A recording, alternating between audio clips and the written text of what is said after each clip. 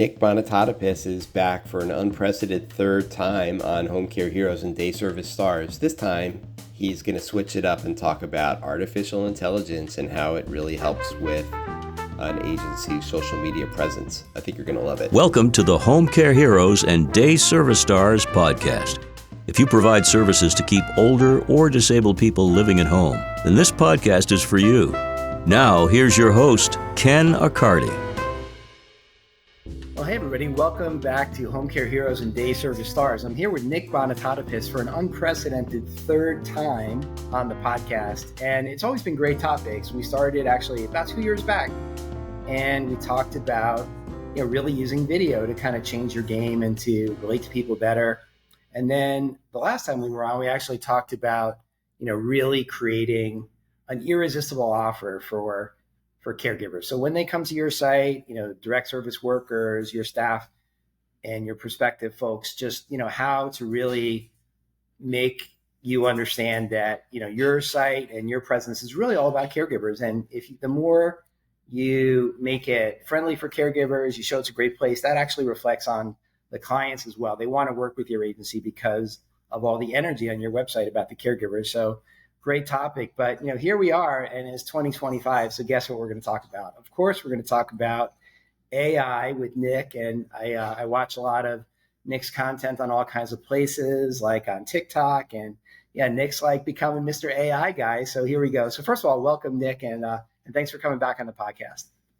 Hey, Ken, thank you so much for having me. I always enjoy our conversations, and I'm looking forward to diving into today's topic. All right, I love it. So one thing I've been doing since, I try to be an aspiring AI guy as well, is usually when I'm with a group and I'm looking for an icebreaker, I usually say, hey, tell me one thing that you've tried with AI. And, every once in a while, I always worry about this, that somebody's like, hey, I haven't tried it yet. But, usually even those people, they get really uplifted because somebody talks about how they used it for travel planning, and somebody talked about how they used it to help, write a blog article for their website and all that kind of thing. So what's been your experience? I mean, even broaching the subject of AI with folks in the home care industry? Yeah, one thing I've found really interesting. So I've been probably speaking about AI for the last maybe year and a half. And one thing that I've noticed, and I always start every presentation with, hey, where is everyone at from 0 to 10, kind of just getting a little scale range, surveying the room to see where people are at. And I always get a pretty good, mix, which is interesting, right? I have people that are like 0, 1, which is understandable, right? They're new, they're not really using it. But then every once in a while, I get some people that say they're like 6, 8. And every time I hear that, I have to question it. And I usually do, and I say it very bluntly. I say, if you think you're an 8, you're probably wrong, because I'm teaching this class and I'm a 3. And honestly, if I'm being honest, I'm probably more like a 2, because the more that I learn about AI, the more that I realize I know nothing. And so I think there's a huge disconnect in what people really think AI is about and what it can do. And they have no clue of really how advanced, of how many things, how intricate it really can be. And so I think it's really important that if someone's like, oh, I know AI, I know ChatGPT, you probably don't. And so it's important to just assume that you know nothing, so that you can be open to learn so much more about all the incredible and amazing things that AI can do to help you both in your life and your business. I think that's fantastic. I think that's a great attitude, is to really put yourself in the perspective that I have so much more to learn, which I think we all do. And I guess let me jump in. I listen, as I said, I see you pop up on my TikTok feed and things like that.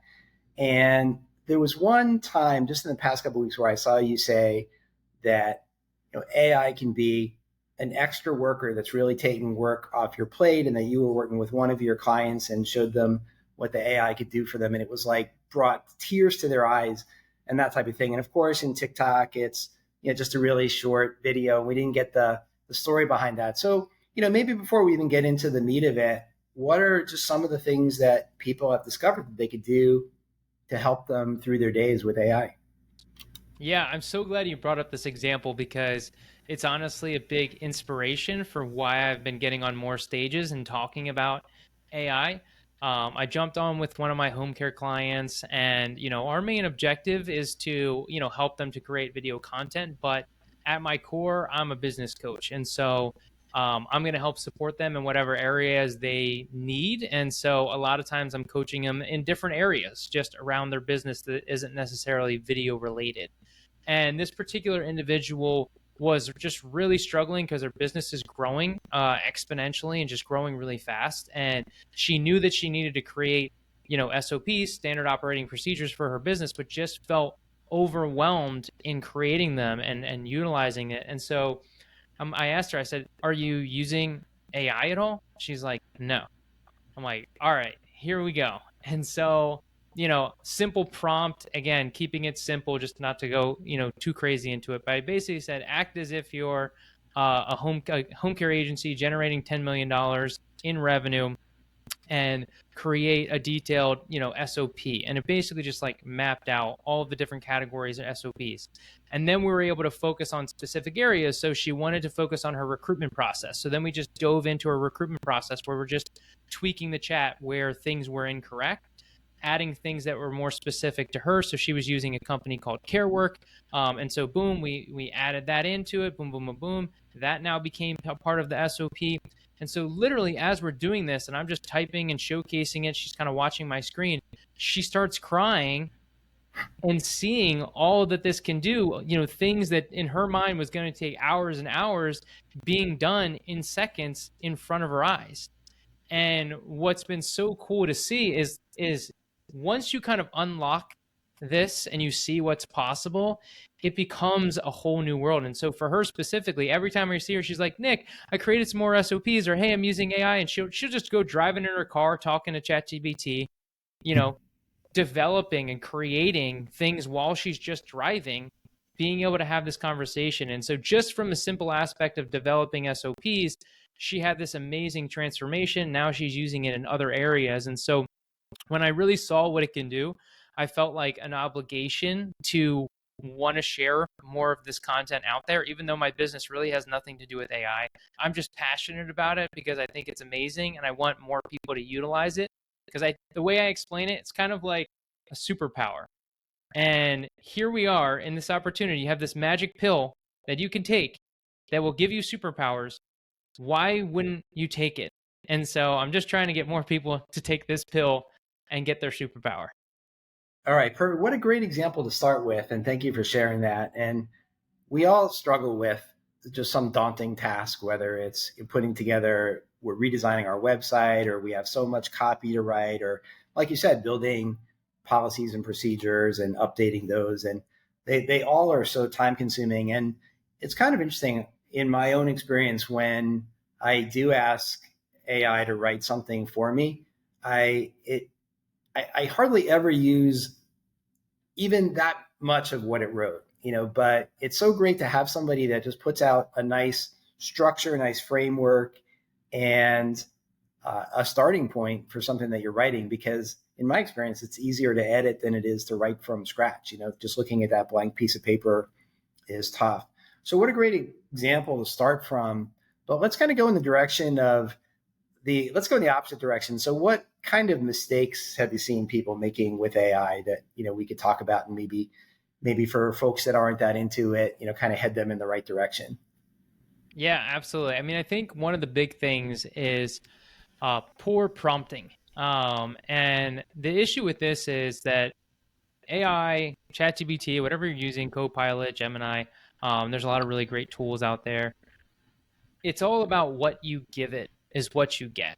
And so often I just see people where they try and leverage and utilize it, and then they wonder why they get these bad answers, or they get a bad written copy or email, whatever it may be.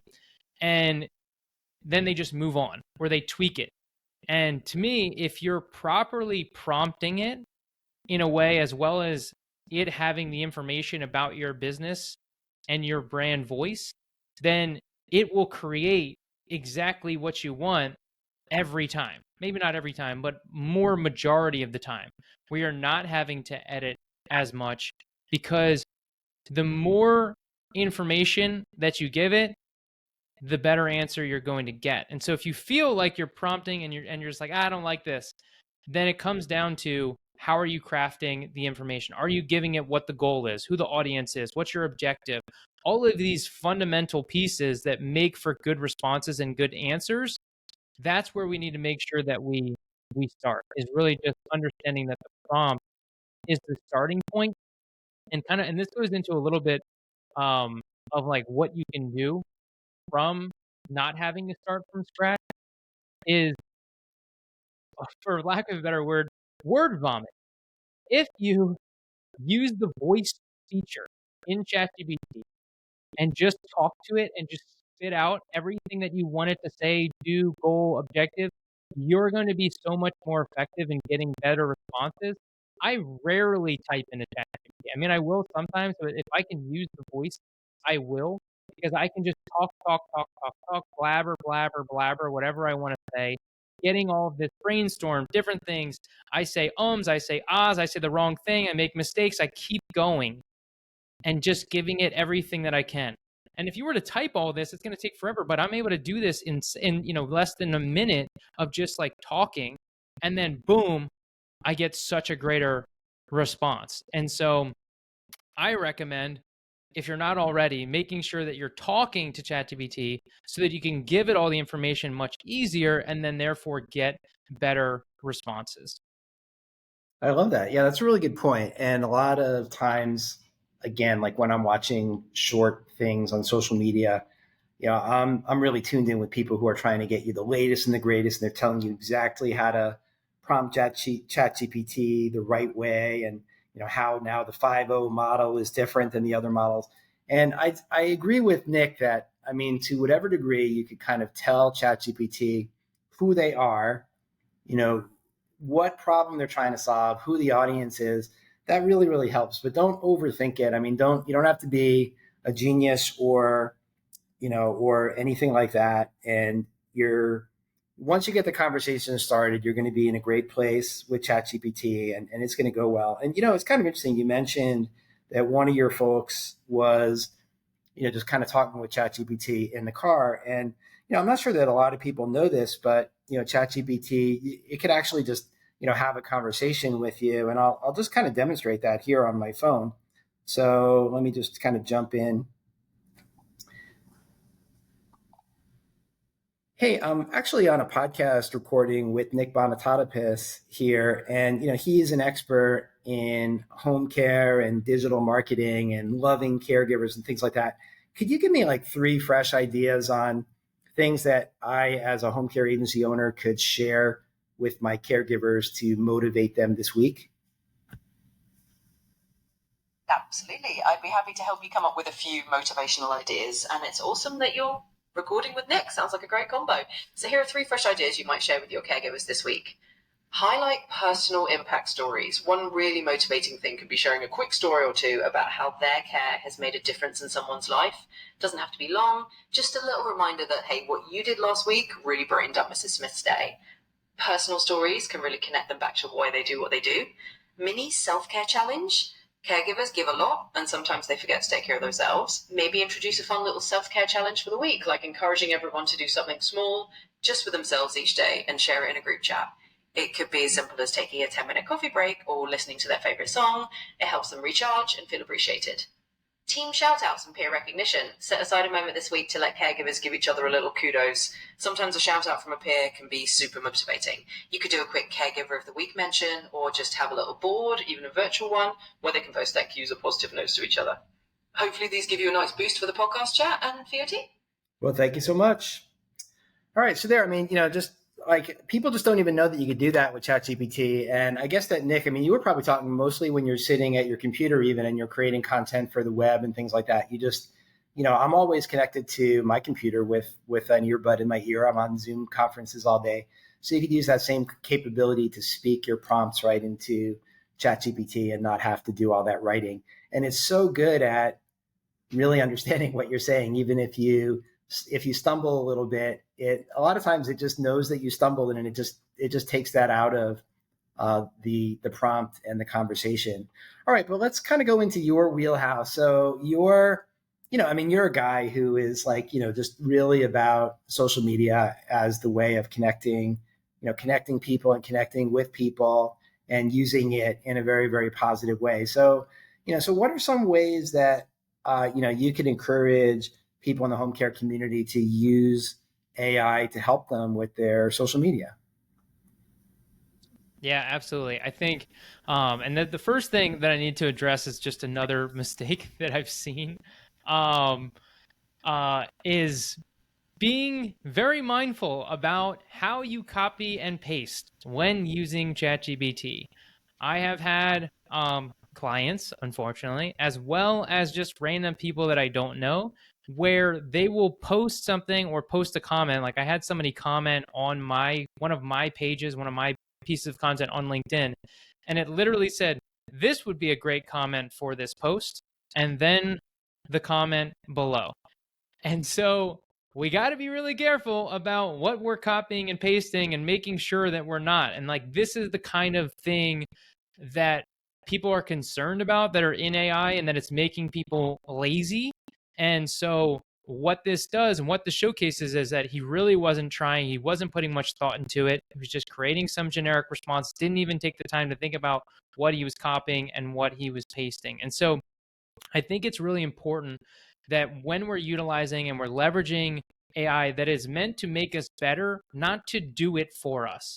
And I think that's the biggest mistake. And so if you follow me on LinkedIn or you've seen content that I create outside of videos, right? Because I actually post a lot that's not videos as well, is that if you read the content, you wouldn't think, oh my gosh, this is clearly AI. But I'm always using AI. The reason why it doesn't seem like it's AI is because I'm giving it more information. I'm giving it stories. I'm giving it more context to what I'm trying to create and what I'm trying to tell. And so when they read it, they go, wow, this sounds like Nick. This is a personalized story. Nick's talking about he felt like he wasn't enough, right? Like these very intricate, authentic stories that I'm putting out on social media, but just using AI to make it tweak, make it better, improve it, but not just using it to create this generic content. And that's what I see is people using it on social media to create the most boring, lame content that is so clearly AI that people are just going to pass right on by. They're going to ignore it. They're going to call you fake. They're not going to look at your content because they're like, this person is unintentional. They're unauthentic because they're just using this cookie cutter content by just giving fake, easy AI prompts that aren't really going into this personal element. And at its core, social media is about building relationships, about connecting with people. It's about sharing your authentic self to really create this transparency where people know who you are, they know what you're about. And so when you're doing this well, people should read your content and go, wow, like that was really great, or this is really, Nick speaking or Ken speaking. So we got to be really intentional about how we're utilizing it, making sure that we're not just like, hey, create this quick post about this. That's not going to work. That's not going to cut it. It's the same thing. And I say this all the time because I think it relates to so many different elements in business. If it's easy, it's probably not going to work. You need to take the extra effort. You need to do more if you want to get results. Hey, is this going to help you make social media content really quickly? Absolutely. Is it going to get you results? Absolutely not. If you don't do it well and you don't do it right, you will not get the results. And so why waste your time doing it wrong if it's not going to produce the results? And so we need to make sure that we're being intentional, we're being authentic, we're actually creating content that is going to resonate with our audience. So this goes into making sure that you have a strategy around social media. You can't just have AI or ChatGPT say, hey, create a social media. They don't know. It's not trained. You're not giving it the context. You're not giving it the audience. You're not giving your goals. You're not giving it all of these different elements that help you to create really good content that people are going to want to engage with, that people are going to want to share, that people are going to comment with. And so that intentionality, and this is where it ties back into, if you use the voice chat, it will make it that much easier to create that content because you can just kind of just spit out as much as you possibly can. Hey, I want to create a post about this. I want to talk about gratitude and how much my caregiver and this particular caregiver and this story with Mrs. Smith, that they did really good job and they took care of her and it was so fantastic. One thing that I really loved was that they did this. They went above and beyond to make sure that she had her eggs every morning, over easy.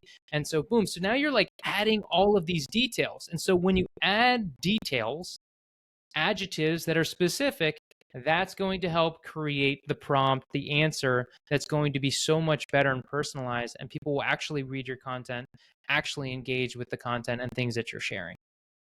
I love that. Yeah, and it's kind of funny. You talked about, here would be a good a good comment to put on Nick's post and that kind of thing. And the other thing that always happens is at the end of the post, it always wants to help you further. So it tries to answer your question, and then it says something like, next I could propose to outline the subjects for your next 3 blog articles. What would you think of that? And then somebody will just like copy and paste that into their blog article, and you could just tell right there that it was just a copy and paste job from AI. So I do really think that, if you're just looking at it to say, oh, let it just do my job for me and that sort of thing, and I don't even have to write my content anymore, nobody's going to want to read that content.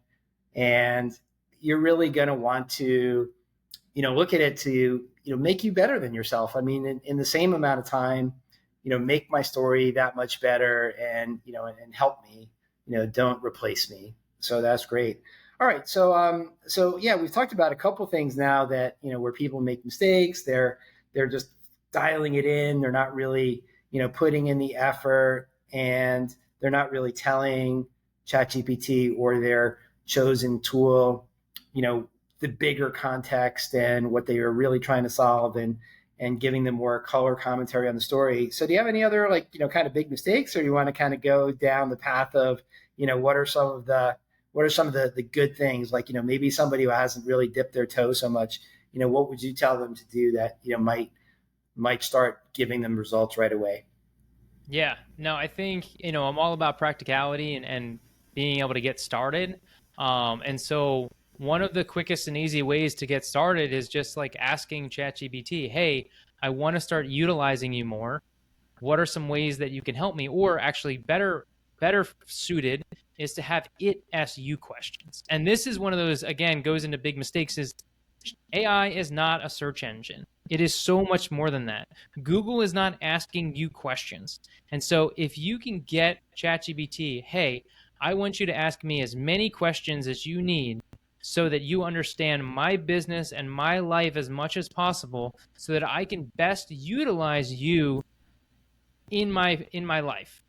Ask me those questions. And then now, boom, it's going to go into these questions specifically. And I'll even use a quick example that was more of a personal a story that I don't mind sharing, even though it may be embarrassing. But I went to a wedding, and I was talking with one of the guys that was there, and we were talking about dating, and he just asked me, hey, what's your non-negotiable?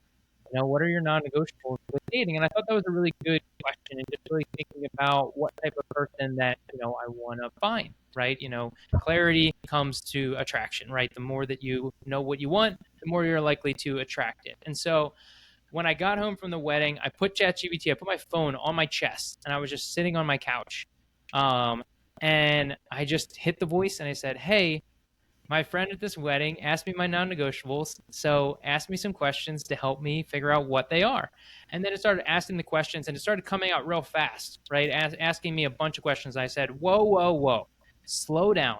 Let's take one question at a time. And so then it asked me that question. I answer it. I'm like, hey, is this good? They're like, you can actually add one more thing. Okay, let me add this. All right, is that good? Yeah, good. All right, are we ready? Yes, let's move on to the next question. Boom, then it asked me the next question. My hands aren't moving. I'm laying down, and I'm just going through this whole process of them asking me questions and me answering the questions. And so this is one of those ways where if you just start, you can use AI to teach you how to use AI. You can't do that on Google. You can't do that anywhere. This is why this is the most incredible tool that has ever existed, and it's going to change our society before going down a rabbit hole. But it is going to make drastic changes in our world based on its capabilities of really being able to do it. And we're only scratching the surface.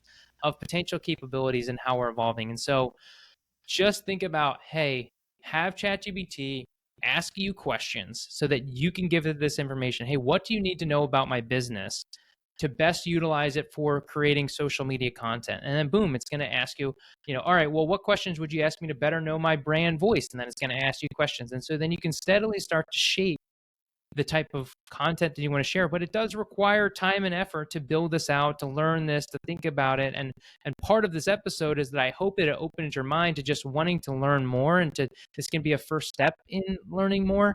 And this is a way to start, is utilizing that voice chat, having it ask you questions.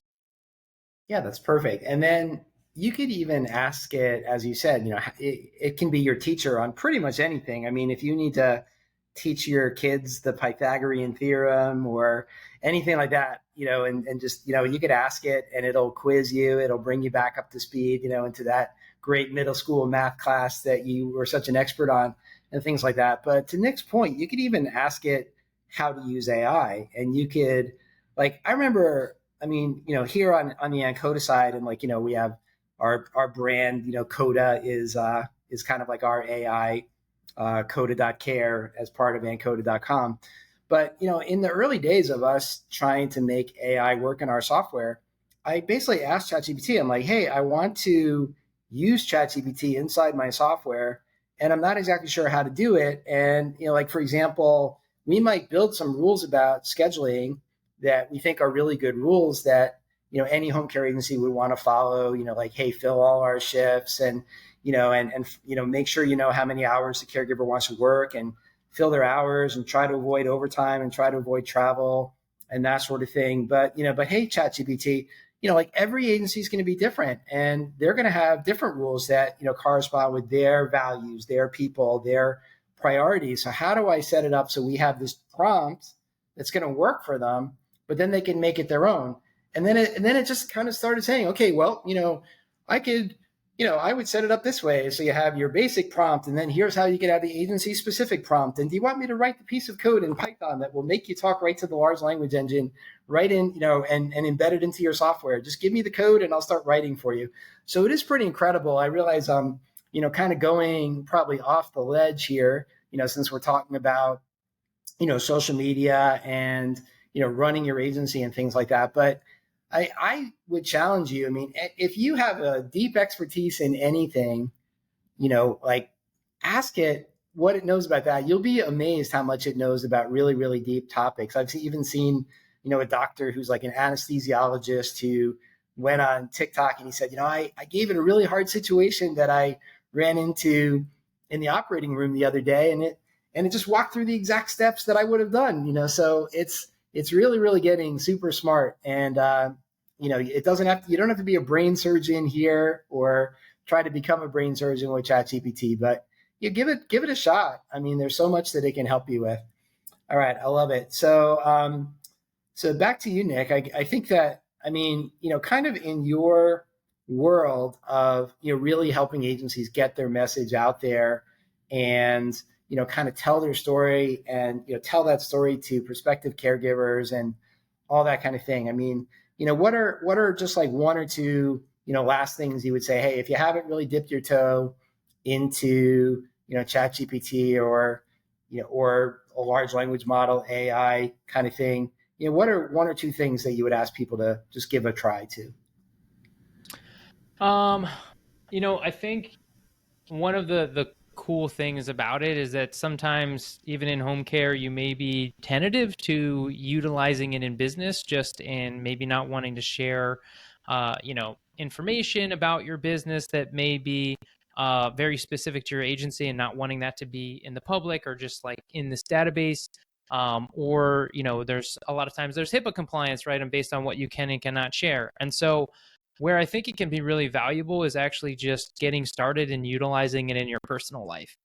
And, I found it to be a really good, almost like therapy tool, in the sense where you can actually just talk to it as if it's a therapist. And because I use ChatGPT so much, I've actually been able to ask it really engaging questions like, hey, based on what you know about me, what are some blind spots that I may not be aware of? and then boom, it's giving me all of these things. And so it's incredible in that the more that it knows about you, the more that it can actually help support you, showcase you things that you may not be aware of. I've asked it what my greatest fear is. And so, really maybe utilizing it if you're a parent, and just talking about certain situations like, hey, I want my, kid, or maybe use in a relationship, my wife, like, hey, help me in this situation. What are some things that we can do? Here's what happened, breaking it down, and then really being able to, showcase that element. And so, that I would say is the number one thing. But it's again, it goes back to utilizing it and asking it questions. That's really going to, drive the greatest, based on what information that you give it. And so be willing to just kind of dump a lot of information. But I am actually really curious, Ken. Before we, started recording, I want to know how like you're utilizing, because you gave me a little teaser and you mentioned some things that you're working on that's going to change the game. And I can't have this session end without you giving me some details about what you're working on and what you're developing. Because to me, I'm super passionate about utilizing and leveraging AI tools and working with companies that are innovative and creating things specifically for home care agencies that are available. And so, can you tell me, I don't know what you can share or not share, but I'd love maybe you can give a little teaser on, what you're working on in the AI world and how you're, supporting these agency owners. Yeah, I would say, well, the first thing I would say is that there's somewhat of an attitude in our industry, which is totally right, that says, we are a business of personal relationships, right? We are providing people who are going to be in the house, that are going to be helping your mom, to live their life and that kind of thing. And I think there's a little bit of I don't want to say prevailing, but maybe, an attitude of, we don't have any room for AI in home care because we're a personal relationship, business and that sort of thing. But, hopefully based on what we talked about today, you can just think of things that are taking your time and how, AI can help to solve them and, really make you better. So, I mean, some of the things that we're doing with AI are that when somebody fills out a job application, this is a perfect area where we can have the AI review the job application and, on the spot, basically make a recommendation. Hey, this is a person I think that you should interview, or this is a person that I think you should say, hey, thank you. And, we'll get back to you. Right. So there's things like that. And there's tools out there. One thing we're doing, one of our agencies in, Kentucky said that they are worried about collusion between the caregiver and the client. And that, that's the strongest bond in home care is, they're not seeing you at the agency every day. They maybe see you every once in a while, but they're with that client every day. And, sometimes you get that, hey, I kind of want to take Friday off. And, and then the client will just say, oh, it's okay. Just show me how to cock you in, and that sort of thing. So we even have like signature handwriting analysis type of thing. So we can kind of tell if the client signed in and out for the caregiver, that type of thing. And, and even to that end, like we have a clock out button, and then we have a clock out with AI button. And let's say that I have like 14 tasks on my list. I could just say, and by the way, if I speak Spanish or I speak French or whatever my language is, I could say in my native language, I could say, hey, I had a great day with Mrs. Johnson. I did everything on my care plan except for the bath, because even though it's on her care plan every day, she really just likes to have it every other day. I'll make sure to do it tomorrow. And we went out to the park today, and she saw kids doing this and that, and she really got excited about it because it reminded her of something she did when she was a young child.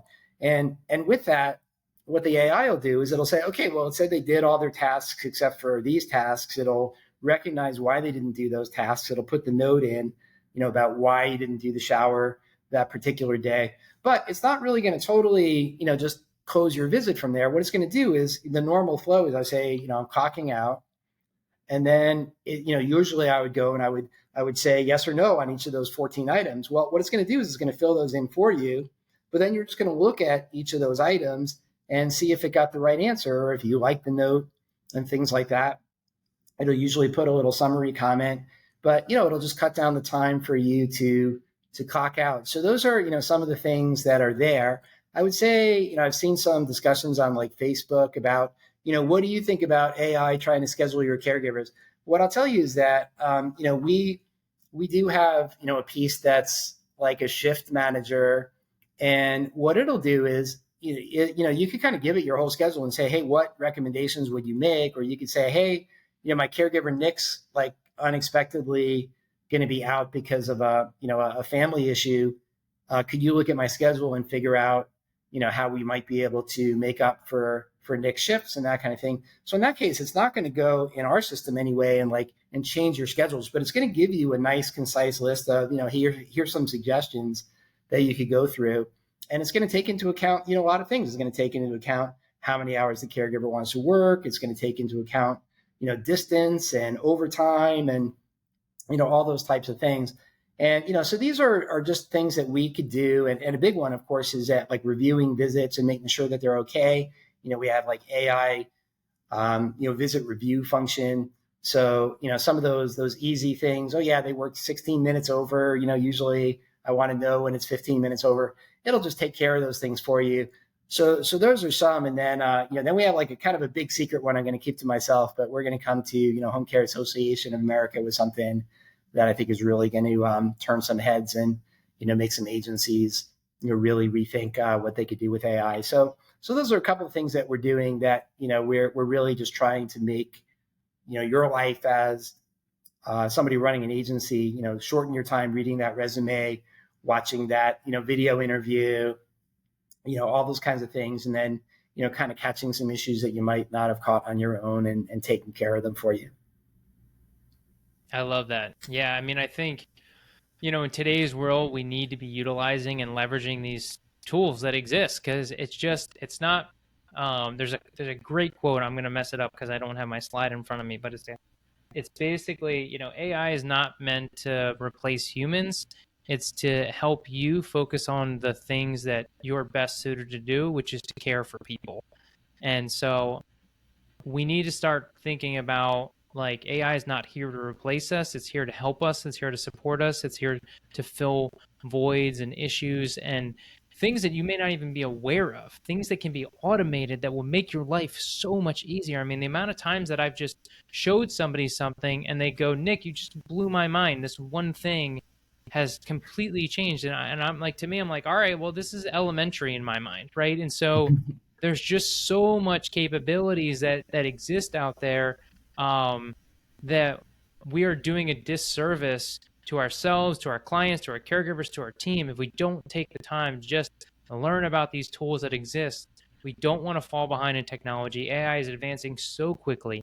And so we want to make sure that we start to learn more and more about, one, what we can do, but also great companies like, yours, Ken, to really be able to start leveraging and utilizing AI in different ways, in innovative ways, not to take away from what you're doing, but actually help you to provide better care, to create more personalized approach. Because let's say you do automate parts of the recruitment process. Well, that allows you to actually make personalized phone calls because you have freed up your staff members with all of this nonsense that can be automated. And I don't say nonsense. It's stuff that needs to be done, but it's stuff that can be done either utilizing AI or utilizing automation or combination of both, so that it frees you and your team up to focus on the things that are really going to drive the needle, that are going to make that personal touch. And so if you are worried about personal touch, which Ken mentioned earlier, right, then it's like, this is more of a reason to go into AI, because it will free you up to allow you to do more personal stuff too,